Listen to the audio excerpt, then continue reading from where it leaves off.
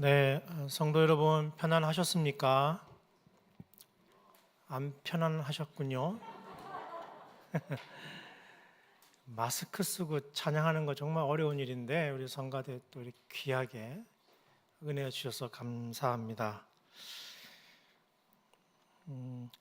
안 편한 이유가 여러 가지가 있을 수 있습니다. 지금 여러 가지 우리가 매스컴에서 보는 여러 가지 일들이 우리를 불편하게 할 수도 있고요.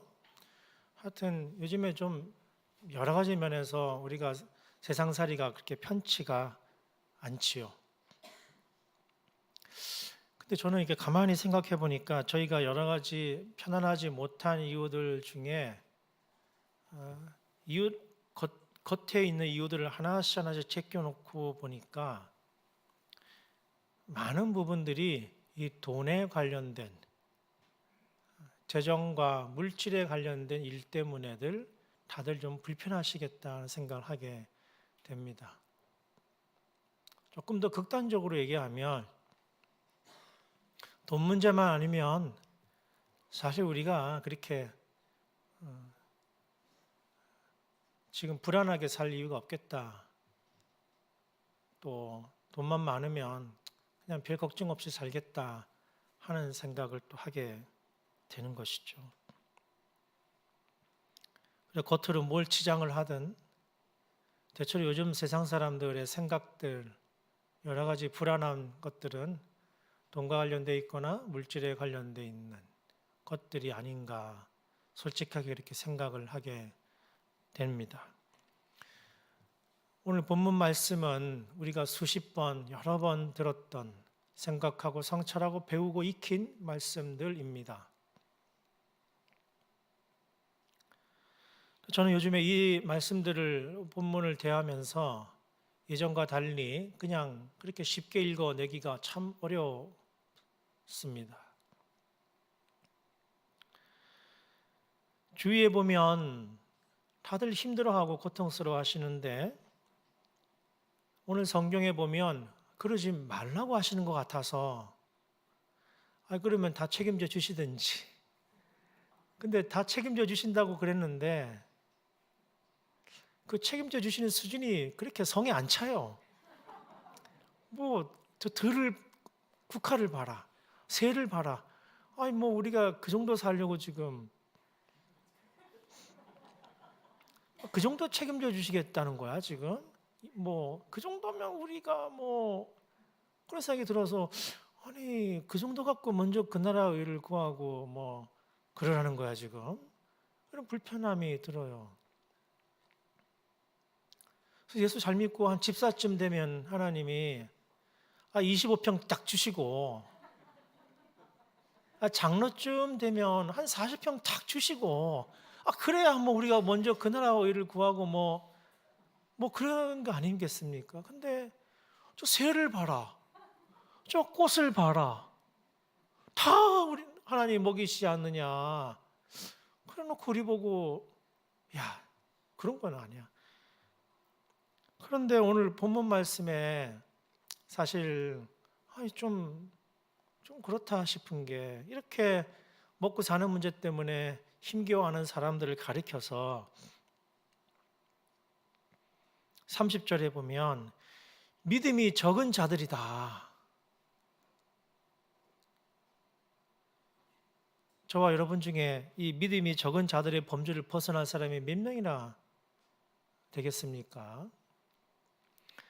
더 나아가 32절에 보면 심지어 이것 때문에 힘겨워하면 이방인들이 하는 짓이다.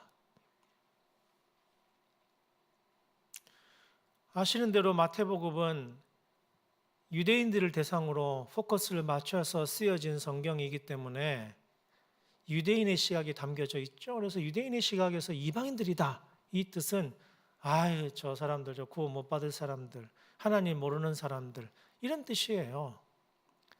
그러면 오늘 예수님께서 이 새를 보고 꽃을 보면서 이렇게 만족하지 못하고 불안해하는 사람들, 너희들은 믿음이 적은 자들이다, 이방인들이다 이렇게 얘기를 하시는데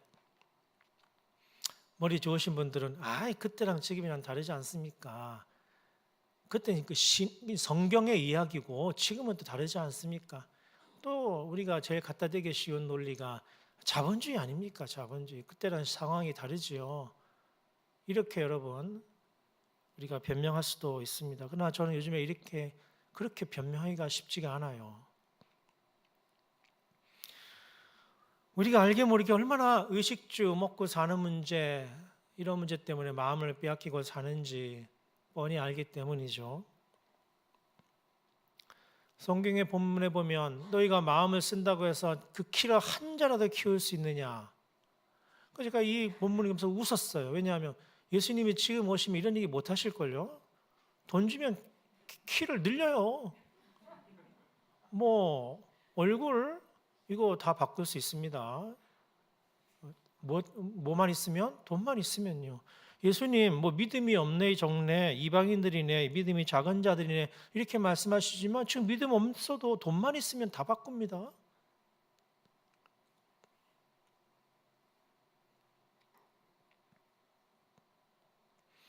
요즘 MZ세대인가 외모에 얼마나 관심이 많아요. 남자들도 다 화장을 하고 이런다고 그러고 저도 이제 한 달에 한 번 연구소 때문에 컬럼을 제작하기 때문에 그때는 저도 막 찍어 바르라고 난리를 쳐서 스태프들이 저 찍어 바른다 하면 조금 폄훼하는 것 같아서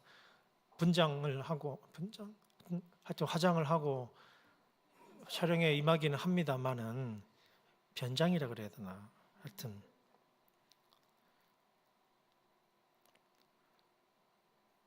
저 첫째 아이가 소위 중2가 됐을 때 이제 화장을 막 한다길래 실랭이를 꽤 했습니다. 도대체 왜 중학생이 화장을 하느냐. 요즘에는 뭐 다른데 우리 막내가 제 늦둥이가 있다고 말씀을 예전에 드렸는데 이제 막내 아이가 초등학교 6학년인데 슬슬 그분이 오신 것 같아요. 그래가지고 이게 또 이제 실랑이를 해야 되나 고민. 하여튼 외모에 관심이 많은 시대에 그거 다 돈이지 않습니까? 자고 일어나면 부동산이 어떻다, 이자율 때문에 영끌해가지고 힘들다, 어떻게 하느냐, 우리 동네 집값은 어떻게 됐니, 맘카페다, 뭐 동네 카페다 가보면 전부 이 얘기. 사는 게 아니고 그냥 돈벌이 수단으로 다 되어 있고, 그렇죠. 영끌, 코식, 뭐 주식, 코인 이거 다 나쁘다는 게 제가 아닙니다. 심지어 제가 신학생들 가르치잖아요. 우리 신학생들도 많은 사람이 주식을 하더라고요. 그래서 깜짝 놀라서 어떻게 이렇게 됐냐. 교회 사례로는 살 수가 없는 세상이 되어버렸어요. 맞벌이 아니고서 이 어려운 세상을 우리가 살기 어려운 상황인데 신학생들 뭐 물려받은 재산이 있겠습니까? 뭐 할 수 아는 게 있겠습니까? 그저 주일 사역하고 받는 사례 가지고 또 가정을 이끌어야 되는 사람들이 있다면 그 사람들이 택할 수 있는 방법이 여러분 신학생 3년 동안에 정말 많은 공부를 해야 돼요. 그래야 좋은 목사가 되지 않습니까? 근데 이 사람들이 주식을 하고 저녁에 알바를 하고 이러고 있습니다. 그 학생들의 제가 선생으로서 뭐라고 나무라지를 못해요. 상황을 아니까. 패션, 저는 뭐 패션 잘 모릅니다만은 요즘에 뭐 옷 한 벌 명품 같은 거 사려면은 성경에는 저 솔로몬의 의복이 꽃보다 못했다라고 말씀하시지만은 요즘에 무엇을 입을까가 얼마나 사람들의 관심입니까? 옷과 의복에 대한 관심. 근데 참 요즘에 듣기 반가운 소식은 요즘에 딸들이 엄마 옷장을 뒤지기 시작을 했대요. 왜냐하면 트렌드가 돌고 돌아서 이제 엄마들이 입던 옷을 젊은 애들이 입어도 되는 트렌드가 돌아왔대요. 그래서 그건 참 반가운 일이다. 리사이클링이다. 그런 경우도 있으나 이 사람들 무엇을 입을까? 무엇을 먹을까? 어디서 살까? 우리가 힘들게 하는 염려거리들이에요. 누가복음 16장 여러분 부자와 나사로의 비유를 아실 겁니다. 여러분 성경에는 많은 부자들이 등장합니다. 이름이 없어요. 근데 성경에 특별히 예수님과 만난 가난한 사람들은 전부 다 이름이 있습니다. 이만큼 우리 주님의 시선이 어디를 향하는지 여러분 암시하는 것이겠죠? 근데 이 부자를 설명하면서 누가복음 16장 19절에 뭐라고 표현하냐 하면은 재미있게도 그는 자색 옷과 고운 베옷을 입었다. 그 당시로는 그게 무슨 명품 옷을 입었다는 뜻일 것입니다. 우리 조선시대의 부자들이 비단 옷을 입었던 것처럼 말이죠. 왜 이 성경의 나사로의 비유를 하면서 부자들을 표현할 때 좋은 옷, 자색 옷과 고운 베옷을 입었겠다라고 표현을 했을까요? 그만큼 그 당시에도 부자들이 좋은 옷을 입는 것이 사람들에게 부러움의 대상이었다는 것을 의미하며, 그러므로 오늘 본문의 예수님의 이 말씀도 오늘날과 마찬가지로 사람들은 더 가진 사람을 부러워하고 더 갖지 못해서 불안했다는 것을 의미합니다.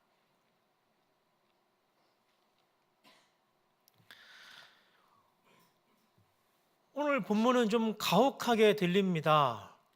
이 자본주의 시대에 살아가면서 저마다 할 것 없이 재테크를 해야 되고 누구든지 노후 준비를 위해서 열심히 부를 축적해야 되는 이 시대에 우리가 이 본문도 읽어내기 너무 가혹하다는 생각이 듭니다. 세상에 하나님이냐 돈이냐 둘 중에 놓고 선택을 하라니요. 우리 예수님 너무 세상 물정 모르시는 것 아니겠습니까?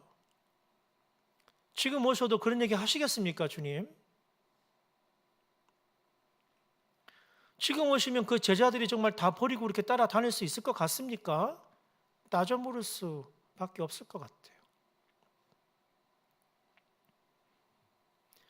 현대교회에서 우리 노프타 하늘교회를 포함해서 일부 예배 때 광고 보니까 이제 예산당에 시작되시고 뭐 이러시는 것 같은데, 현대교회에서 하나님의 힘과 돈의 힘 어느 쪽이 더 강력하게 영향을 끼치는 것 같습니까?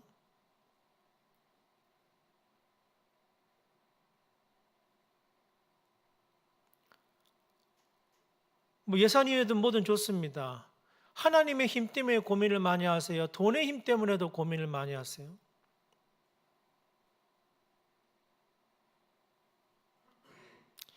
가난하게 자란 사람에게 하나님보다 돈이 더 중요한 관심사가 되는 경우, 그리고 부자로 자란 사람에게 하나님보다 돈이 더 중요한 관심사가 되는 경우, 어느 쪽이 더 강력할 것 같습니까? 여러분은 어떤 경우에 속하십니까? 여러분, 이 시대에 가난한 사람들이 겪어야 되는 불평등한 삶은 실로 너무 심각한 상황입니다. 매스컴과 언론과 정치권은 이 가난한 사람들이 겪어야 되는 이 불평등함을 너무 당연한 것으로 치부하고 있습니다. 가난한 사람들은 비가 오면 이제 죽음을 두려워해야 하는 지경에 이르렀고, 폭염이 오면 잠을 잘 수도 없고, 아프면 병원에 가기도 어렵고, 배가 고파서 이 21세기에 먹을 거 훔치기도 하게 됐고, 내 노동의 정당한 대가를 요구한다는 것 때문에 불법자로 몰리기도 하는, 감당할 수 없는 고소고발로 인해서 가정이 파탄되고 스스로 생을 끊는 일이 비일비재하게 일어나는데, 이 가난한 사람들을 우리 사회는 계속 코너로 낭떠러지로 벼랑으로 몰아대고 있고, 그나마 우리처럼 그나마 먹고 사는 사람들, 언제 우리도 저렇게 될지 모른다고 하는 그 불안감 때문에 늘 발을 동동거리며 좀 더 모아놔야지, 좀 더 준비해놔야지, 이러고 살아가는 게 아닌가 생각을 하게 됩니다. 오늘 본문뿐만 아니라 우리 성경은 가난이 불편한 것일 수는 있지만은 가난이 오히려 하나님을 만나기에 더 적합한 상황이라는 것처럼 묘사하는 경우가 꽤나 많이 있다는 것을 여러분은 아실 것입니다. 그렇지만 그런 성경을 대한다고 해서 여러분이 가난한 삶을 기뻐하지는 않으실 것 같아요. 동시에 부자로 사는 것이 더 편할 수는 있지만, 넉넉히 사는 것이 훨씬 편할 수는 있지만, 하나님을 만나기에는 어려움을 많이 겪을 가능성이 있다고 모사하는 경우도 꽤 많이 나오는데, 그렇다고 여러분이 하나님과 멀어질 가능성이 넓어진다고 해도 결코 풍요로운 삶을 포기할 사람은 여기 한 명도 없을 것이라고 저는 생각합니다.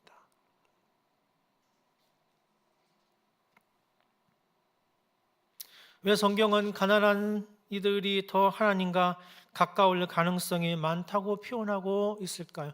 그래서 왜 우리를 자꾸 이렇게 불편하게 만드는 걸까요?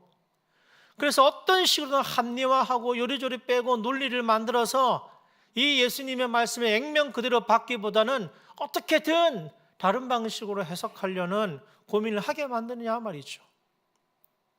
이렇게까지 하실 필요는 없잖아요. 뭐 이렇게 피곤하게 살려고 합니까? 그리스도인들에게. 그럼 누가 제자를 살아요? 이렇게 살면. 들의 꽃을 보라니요, 새를 보라니요.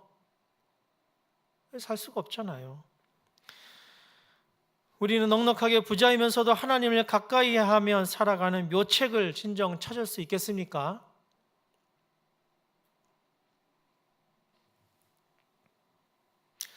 마태복음 13장은 아시는 대로 씨 뿌리는 비유입니다. 좋은 밭에 떨어져야만 10배, 30배, 60배의 열매를 얻지요. 그러나 돌짝밭이니 뭐 이런 밭에 떨어지면 말씀의 성장이 못해서 열매가 없다, 이런 비유지요. 특별히 가시떨기에 떨어진 이 씨도 열매를 못 얻는데, 그것을 설명할 때 이렇게 예수님께서 말씀하십니다. 세상의 염려와 재물의 유혹이 말씀을 막아서 그렇다.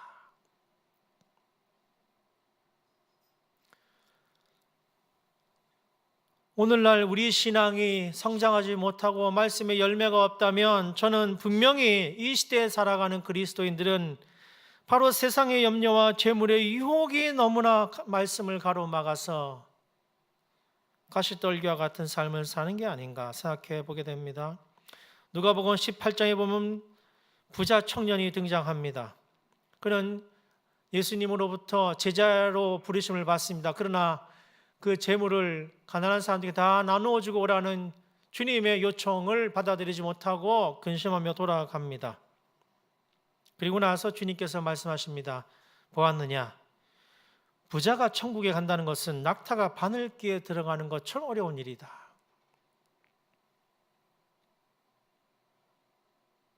그랬더니 제자들이, 그렇다면 누가 도대체 그런 일을 천국에 들어갈 수 있겠습니까? 그만큼 제자들도 알았던 것이죠. 아니, 누가 그런 마음을 가질 수 있겠어?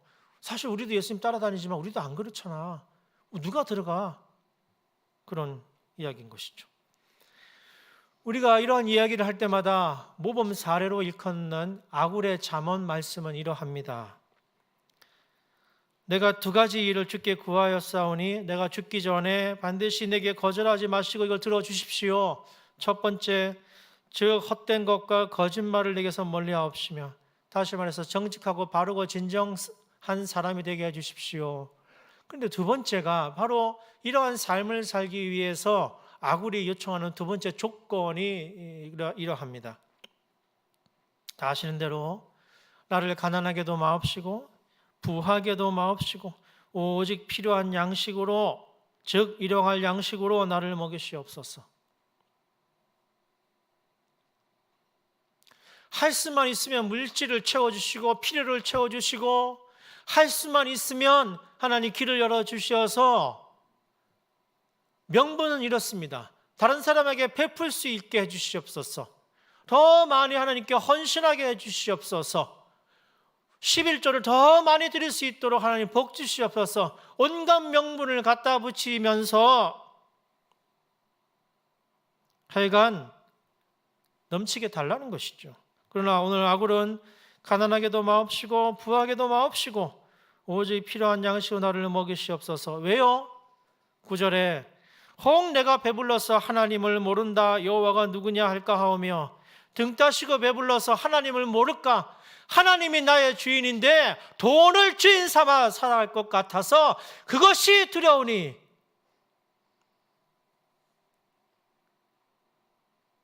나를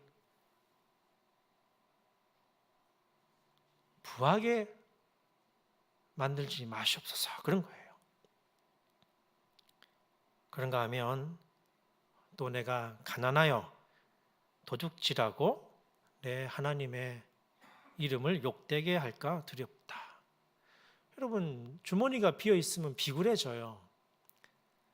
특별히 우리 남자들 주머니에 비어 있으면 참 어깨 피기 사회생활하기 어렵죠. 남자만 그런 건 아니죠. 사실 여자들도 다 그렇습니다만은 대체로 그렇다는 것입니다. 그리스도인으로 당당하게 살아가는 조건이 이 주머니가 두둑해야 뭐 내라 그럴 때 턱턱 낼 수 있어야 뭘 내가 그래도 좀 하나님의 영광을 돌리지, 이런 생각을 여러분과 저가 하지 않습니까? 근데 아굴은 그렇게 얘기하지 않습니다.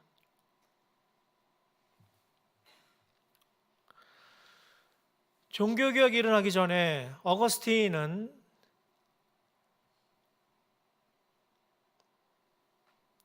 돈에 대해서 오늘 본문 말씀을 주해하면서 이렇게 말합니다. 돈은 사용의 대상이지 섬김의 대상이 아니다. 그러면 우리는 하나님을 섬겨야지 돈을 섬겨서는 안 된다. 그러나 중세교회가 어떻게 됐습니까? 돈을 사랑하다가 타락하고 말았지 않습니까? 인간의 탐욕은, 이 죄성은요, 참 감당하기 어려운 거예요. 그래서 종교개혁자들이 이 잘못된 교회를 개혁하겠다고 나선 거 아니겠습니까? 그래서 검소하고 경건하며 절제하며 금욕하는 삶, 그러나 중세와 같이 겉으로만 금욕하는 척하고 속으로는 다 지껏 챙기는 그런 금욕주의가 아니라 오히려 세속적인 금욕주의를 표방을 했습니다. 그래서 칼빈에 가서는 직업 소명설이 나온 것이죠. 목회자만이 거룩한 일이 아니라 우리 성도들도 다 직장과 자기 일에 파송돼서 거룩한 사역자로 살아가는 것이니 거기에서 마치 하나님의 사람의 선교를 감당하면서 열심히 수고하고 일을 해서 정당한 부를 쌓으라는 것. 그러나 그것은 네 것이 아니고 하나님의 것이니 너의 맘대로 엉천만천 쓰지 말고 잘 저축해놨다가 이웃과 함께 베풀고 가난한 사람들에서 쓰고 하나님의 영광을 위해서 돌리면서 사용하라는 것이 종교개혁자들의 이 직업소명설의 가르침이었다는 것입니다. 부흥운동의 주역이었던 요한 웨슬리는 가난한 자들을 위한 자선이야말로 우리가 돈을 열심히 버는 이유라고 가르쳤습니다.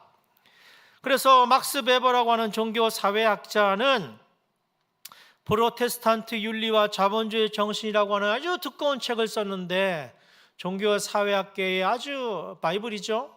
이 책에서 자본주의가 어떻게 초기에 이렇게 건강하게 출발할 수 있었던가, 자본주의가 어떻게 그렇게 지금처럼 망가지지 않고 시작될 수 있었던가, 그것은 바로 프로테스탄트 윤리, 개신교 윤리, 종교개혁 정신, 이 개신교인들이 열심히 일하고 근면성실하게 일을 하면서도 절대 낭비하지 않고 경건하며 금욕적으로 잘 살고 더불어 함께 베풀며 살아갔기 때문에 그러하다. 그러니 열심히 일해서 저축하고 자본이 쌓이니 그야말로 자본주의가 됐고 그걸 터전으로 해서 다시 산업이 일어났던 것이죠.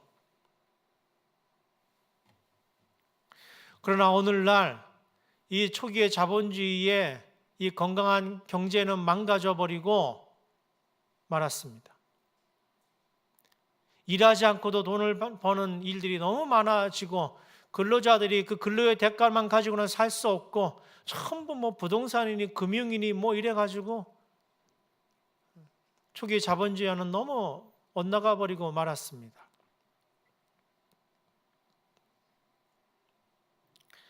리처드 니버는 20세기 초에 기독교 윤리학자인데요, 교회 분열의 원인 중에 하나가 바로 경제적인 분리였다고 합니다. 사람들이 자본주의에 돈을 버는데 정신이 팔려가지고 돈을 많이 가진 사람들이 가난한 사람들을 멸시하기 시작을 했어요. 그러면서 부자 교회와 가난한 교회가 분리되면서 교회의 분열이 20세기에 시작이 됐다고 일갈하면서 이것은 교회의 타락이라고 말하고 있습니다.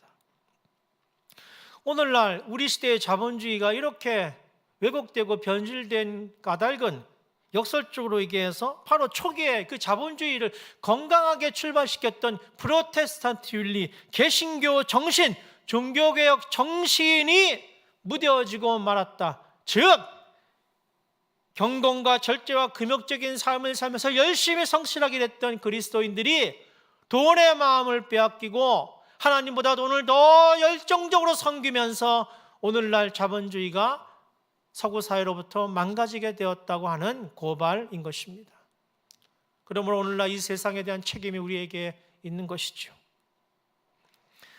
로널드 사이더 유명한 복음주의 경제학자는 가난한 시대를 사는 부자 그리스도인이라는 책에서 오늘 자본주의가 낙수 효과를 이야기하고 구명정 이론을 이야기하면서 부자들이 돈을 더 많이 써야만 가난한 사람들이 그나마 쓸 돈이 생긴다라고 주장한다거나, 구명정 이론, 그 배에는 일정한 사람밖에 탈 수가 없으니까 일단 탈 수 있는 사람들이 먼저 타고, 능력 있는 사람들이 먼저 타고 그 사람들이 나머지 사람들을 구원하게 해야 된다. 이 구명정 이론인데 이런 거 다 성경적이지 않다는 거예요.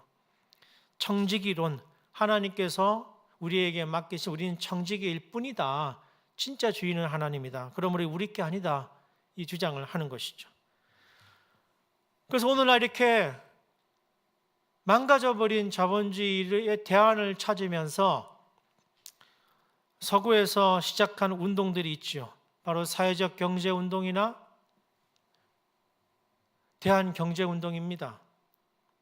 전부 교회나 신부님이나 목사님들이 더 이상 이렇게 가서는 안 되겠다. 다시 종교개혁 정신을 회복하고 하나님께서 맡겨주신 청지기 정신으로 돌아가야 할 것이며 오늘날 이 세상에 타협하지 않는 삶으로 함께 더불어가는 새로운 경제를 일으켜야겠다라는 생각으로 시작한 것들이 바로 이러한 것들입니다. 협동조합이다, 사회적 기업이다. 일부 예배 때 광고를 들어보니 이 카페에도 여러분 제로 웨이스트 이런 운동을 위해서 이 교회가 이렇게 프로그램도 마련하고 많이 하고 있어서 참 기쁜 마음으로 돌아봤습니다. 지나치지들 마시고 여러분 어떤 식으로든 자기 행동과 또 삶의 지평을 통해서 참여하시고 동참을 하시는 것이 필요하죠. 교회가 뭐 할 때 여러분 같이 협력을 해야 하는 것입니다. 우리 높은 뜻 교회들은 청부의 정신으로 많은 교훈을 받고 있습니다. 예컨대 이런 것이죠. 그리스도인은 가난한 삶을 지향하지 않은 그리스도인들도 정당한 부를 누리며 하나님의 주권을 인정할 수 있는 것이다. 그런가 하면 청빈을 주장하는 분들은 이렇게 말합니다. 그리스도인은 가난한 삶을 지향하지 않으면 하나님의 주권을 인정하기 어렵다. 아예 가난하기를 결정을 하고 가난한 삶을 사는 것이 하나님께 가까이 가는 길이지, 부를 정당화하면서 살아간다고 한다면 그 돈의 유혹으로부터 자유로울 사람이 없다. 이런 주장을 하는 것이죠. 신학생들이 주식을 한다고 하니 저는 하지 말라고 할 것이 아니라 건강한 자본주의 정신을 다시 새롭게 하고 건강한 주식을 할 수 있도록 저는 잘 가르치려고 마음먹고 있습니다. 이제 그리스도인들도 잘못된 변질된 주식 투자가 아니라 건강한 주식 할 수 있는 훈련이 필요해요.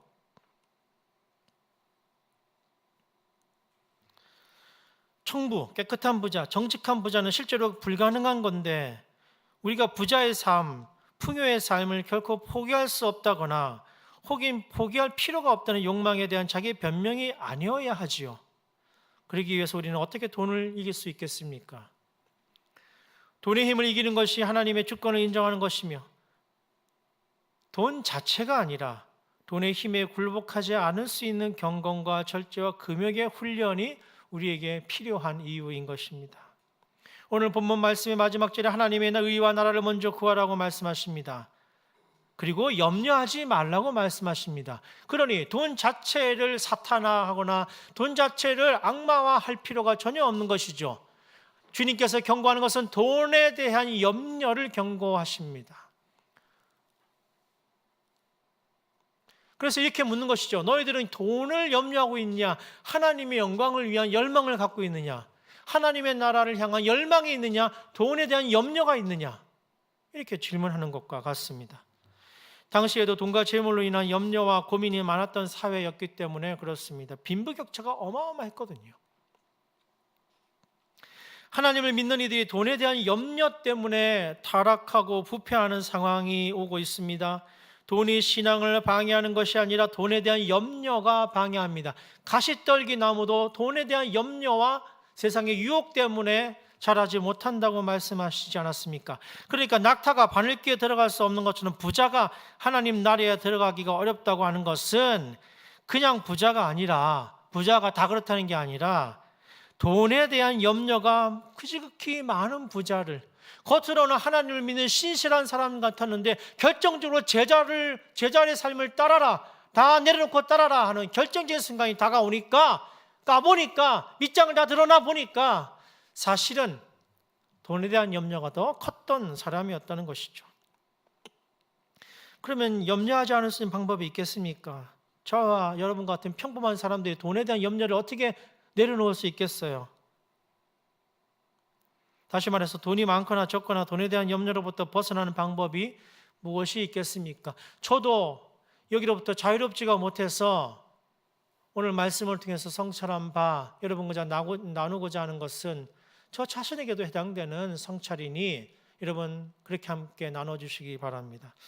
돈을 이기는 방법은 성경을 가만히 성찰해 보면 돈을 포기하거나 돈을 무시하는 것이 아니라 하나님의 주권을 인정하고 그 소유권과 사용권을 구분하며 살아가는 것이라고 생각합니다.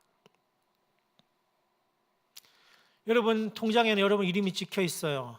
여러분 아파트나 부동산에는 여러분 이름이 찍혀 있습니다. 법적으로 여러분의 것입니다. 소유권이 여러분에게 있습니다. 그러나 여러분 분명히 알아두셔야 합니다. 사용권은 하나님께 있습니다. 이걸 인정하지 못하면 그때부터 우리는 돈에 대한 염려 때문에 하나님께 온전히 헌신하기 어려워지는 것입니다.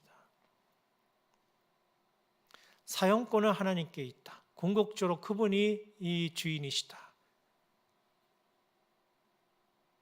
그래서 우리 높은 뜻 교회들은 정직하고 바른 11조를 강조하는 것이죠. 그러나 다 아시는 대로 11조만이 아니라 우리의 삶의 모든 것들이 하나님께 사용권이 있다는 사실을 인정하며 살아가셔야 하는 것입니다.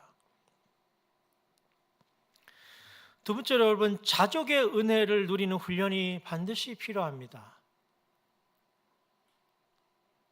사도 바울은 빌립보서 4장 12절에 이렇게 말하지요. 나는 비천에 처할 줄도 알고 풍부에 처할 줄도 알아. 모든 일 곧 배부름과 배고픔과 풍부와 궁핍에도 처할 줄 아는 일체의 비결을 배우노라.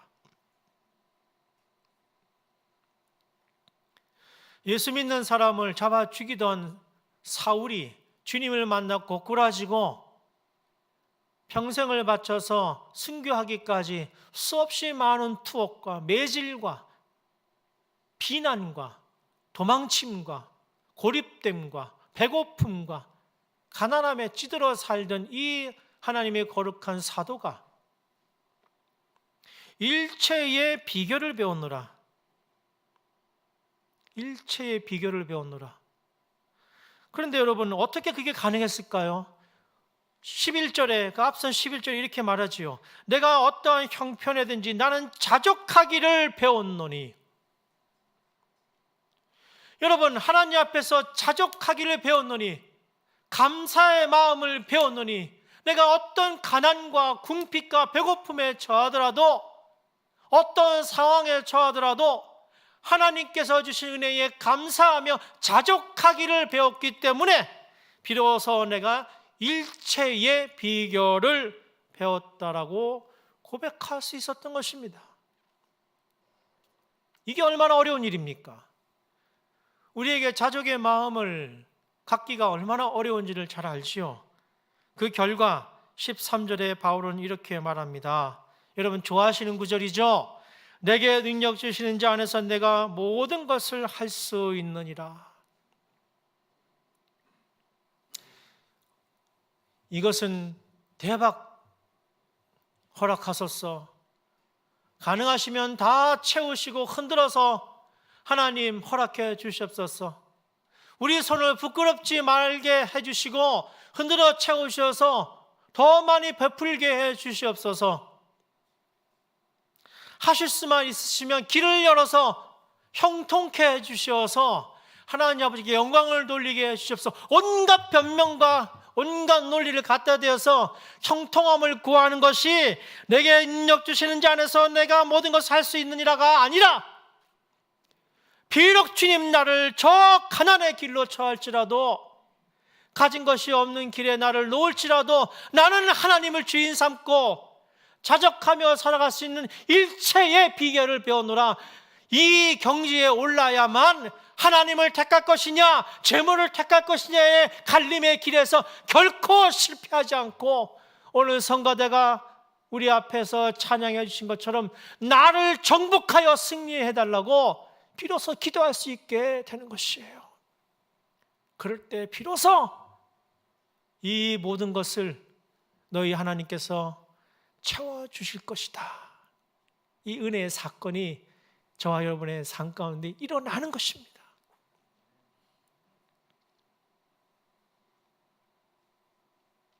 하나님은 여러분의 주인 되길 원하시는 분이세요. 타협이 불가능합니다. 하나님 내게 주신 뭘 가지고 영광 돌릴게요? 아니에요. 하나님은 그렇게 타협하지 않는 분이세요.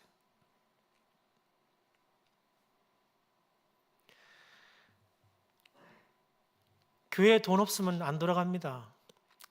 인간의 삶이 다 그래요. 저도 살아보니까, 애 키워보니까 알겠어요.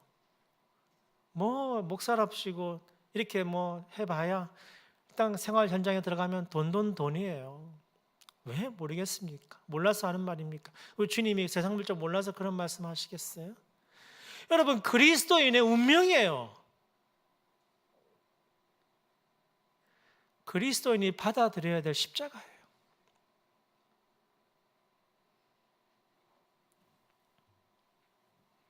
우리는 그냥 그렇게 살기로 작정을 한 사람들이에요.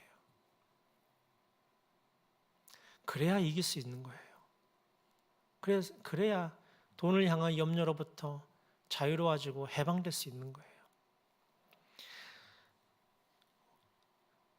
무소유, 스님들은 무소유 때문에 인연을 닫고 산속으로 들어갑니다. 그런다고 해결됩니까? 아니죠. 방법이 뭡니까? 능력 주시는 자 안에서만 가능한 줄로 믿습니다. 할렐루야.